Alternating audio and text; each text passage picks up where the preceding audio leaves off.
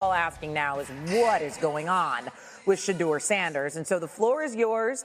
Maybe you can make sense of this free fall with what was at one point the top-rated quarterback in this draft class. Yeah, see, I think at this point in time, this really isn't a football discussion any longer. This is a personal discussion. This is about it's a fit discussion. It's whether or not teams are just comfortable with everything that comes along with Shedeur in terms of who he is as a person, all the people that are surrounding him in terms of his inner circle, and whether or not teams deem that to be something that they're comfortable with. Right or wrong, that's the only conclusion you can really come to at this point. Because, look, obviously it's a subjective argument as to what his actual physical skills are on the football field. But I think if you're trying to be objective about it and remove everything else surrounding this young man that comes along with him, he can play the game of football. Okay, this is a guy who's extremely accurate. He's extremely mobile. He has a lot of mental horsepower. He played the game at a high level. It's as simple as that. But if you go into this whole evaluation process and you're already biased towards feeling as though you want to emphasize the negative, whatever, and I'm not saying that's the case for me, but if you want to emphasize some things that really don't have anything to do with on the football field and you get caught up in all the rest of it, it can start skewing your judgment as to what this young man actually brings in terms of value. And I think that's kind of the arena that we're in right now. We're not even really debating whether or not he can play the position. Right. We're debating whether or not he fits certain organizations or any of those 32 organizations since he hasn't been picked yet. And I think that's extremely unfair, quite honestly. And I think at this point in time, everything is on the table as far as all 32 teams when you're talking about where could he ultimately end up. I think it's going to wind up being a football team that maybe we don't even expect, that winds up saying, hey, look, we are secure in our organization. We are not afraid of the personality that he brings, the confidence that he brings, the fact that his father is Shedeur Sanders, who's going to play a prominent role in his career and in his life, whether we like it or not. We're not scared of any of that because you know what we see? We see a guy who has franchise quarterback potential, and we want to harness that. We want to develop that. We want to see whether or not we can pull that out of him, and that's something that will help us win football games. There's only certain organizations, I think, that really are capable of doing that. We'll see where ultimately he winds up being selected here today. But this really has dipped into, in my estimation, the theater of the absurd. I mean, this is something I've never seen. I don't quite understand it. But when you're talking about people's personal feelings and their personal biases and whether or not they just simply like a person, this is the kind of thing you can end up with. To your point, Lou, about all 32 teams now seem to be in the mix. I'm going through, as I'm watching the third round last night, every quarterback room. And if there's an option for a backup, a starter, it's this game. We're playing like mental gymnastics now at this point when it comes to Shedeur Sanders. Look, there are other players, obviously, that are going to be drafted today that are important as well. So in addition to Sanders, who else that's still available do you think can have a major impact at the next level?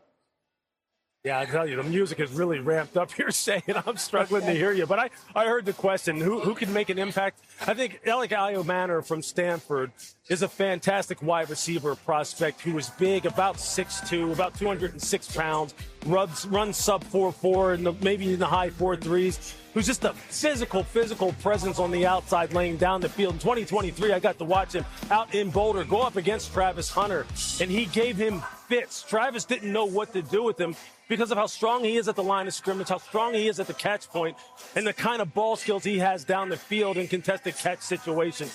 He is going to be a guy who you'll wind up hearing a lot of this fall with whichever team he winds up going to, and I think he'll present tremendous value here in the fourth round for someone. All right.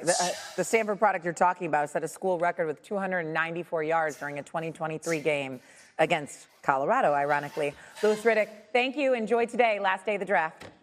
You bet. Thanks. Not a single team selecting in the first three rounds of the NFL draft took the Colorado quarterback. The Big 12 Offensive Player of the Year and son of Deion led the FBS in completion percentage, fourth in passing yards. Just a couple months ago was in the conversation for the top pick. Heck, right before the draft started on Thursday, he was minus 600 to go in the first round, and yet he is still out there. A shock. Meanwhile, there were three other quarterbacks taken on day two of the NFL draft, including that guy, Tyler Shuck out of Louisville. First one off the board to New Orleans, making him the highest drafted quarterback to the Saints since Archie Manning over 50 years ago. Third round, Seattle sent a message by taking Jalen Milroe from Alabama, the 92nd pick overall. First time Seattle took a QB in the first three rounds since Russell Wilson in 2012. The lone non-transfer quarterback taken so far. 2 picks later, Cleveland finally came for their quarterback, going with Oregon's Dylan Gabriel, who finished a storied college career this season with the most career starts and touchdowns responsible for in FBS history. But back to Shedeur, because last night, that whole situation had Mel Kiper Jr. apoplectic. I like to say, I think it's disgusting. I don't understand what the heck's going on with this.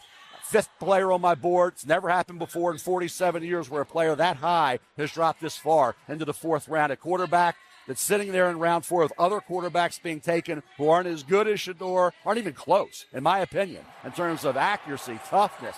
Arm strength is certainly more than good enough. I don't see, outside of not being have the rocket arm and the 4.6 speed and the big frame, the 6'3", 230-pound frame, what is he lacking? Somebody's going to have to explain that one to me. Fourth round, Kirk Cousins went. Fourth round, Dak Prescott went. Worked out pretty good for them. It's just that Shedeur was projected a lot higher than they were. That's why we're having this discussion. Indeed. SportsCenter on the road, presented by Geico. We need NFL front office insider Mike Tannenbaum to come in and explain this to us and bring some sense to it. Mike, what is your reaction to 5 quarterbacks getting drafted before Shedeur Sanders? Ryan, I am absolutely stunned. Here's a player that started 37 games, led the nation in completion percentage. He's also incredibly tough. He was sacked 94 times over 2 seasons and only missed 1 game. He was my second quarterback on the board, very similar to Mel. I thought he was a first-round pick that could come in and start right away because of anticipation and accuracy. I cannot believe that a team in the first 3 rounds, 102 players were drafted and didn't draft Shedeur Sanders. Ryan, one of the things you have to understand is the NFL is the ultimate meritocracy. Every team has the same amount of money. Every team has the same amount of draft choices. And not one team thought that Shedeur Sanders could help them win when 5 quarterbacks have already gone. I was part of the Miami Dolphins in 2016, and we drafted Laremy Tunsil. He was the #1 guy on our board. Laremy Tunsil was a great player, a great person. He obviously hit a bump in the road, and we saw it as an unexpected opportunity. Johnny Manziel came out, a lot of questions about his background. He won in the first round. The fact that we're sitting here talking about the 4th round is unbelievable what has happened, given the fact that this guy's been such a good player over 37 games. And Sanders doesn't have the kind of bumps that you're mentioning with the 2 previous guys you mentioned. And not only that, I mean, in many ways, I say it again, this was a guy who was in the conversation to be the top pick not too long ago, and now here we are. Much more from the draft coming up ahead, including where Shedeur should land, and we reveal the team that's had the best draft through 2 days. Mike, thanks so much. What you need to know. NFC North teams went offense. The division averaged the most points per game last season. Last night, those teams continued to load up with 10 of their total 12 picks being on the offensive side. 3 more quarterbacks were taken on day 2 of the NFL draft. Louisville's Tyler Shuck was first off the board to New Orleans, followed by Jalen Milroe to Seattle and Dylan Gabriel to Cleveland. But the name that we thought we'd hear early on Thursday, we're still waiting to hear on Saturday. Shedeur Sanders, still undrafted after 3 rounds, with every team passing on him multiple times so far. Joining us from Green Bay is our NFL draft analyst, Jordan Reed. So there are 155 total picks to be announced at Lambeau. Where do you see Shedeur Sanders?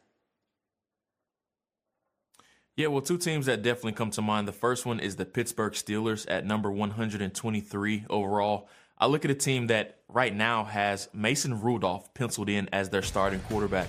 There's no way you can go into the season as Mason Rudolph as your starter. Why not add Shedeur Sanders to the room, somebody that is supremely accurate, and he could step in as the starter. I think he's even better than Mason Rudolph even walking through the door. Another team is the LA Rams at 127.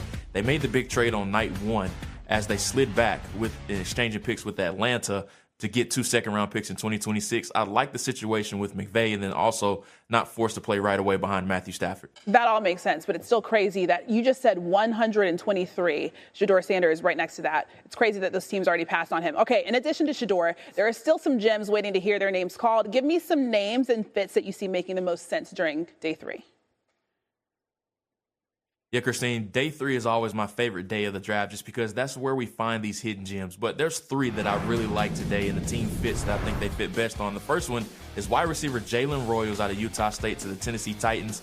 They have already selected Cam Ward with the number 1 overall pick.